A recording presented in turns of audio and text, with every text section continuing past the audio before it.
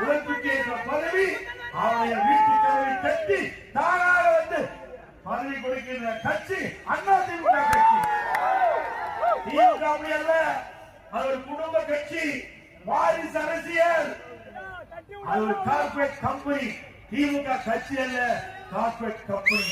அந்த குடும்பத்தில் இருக்கிறவர்கள் தான் உச்சபட்ச பதவிக்கு வர முடியும். திருமதி கனிமொழி அவர்கள் நாடாளுமன்ற கூட்டுக்குழு இருந்தாலும் அவர் தான் தலைவர். டிஆர் பாலு இருந்தாங்க, அவர் எடுத்துட்டாங்க.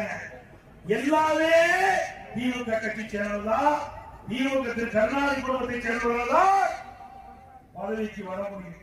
அப்படிப்பட்ட கட்சி தமிழகத்தில் தொடர வேண்டுமா?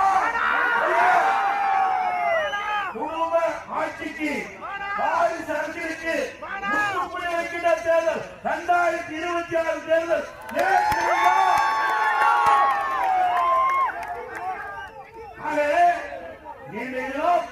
இந்த கட்சி திராவிட முன்னேற்ற கழக கட்சி பொன்மனச்செம்மல் புரட்சியாளர் எம்ஜிஆர் இயக்கத்தை தோற்றுவிக்கிற பொழுது தீய சக்தி திமுக என்று குறிப்பிட்டார்.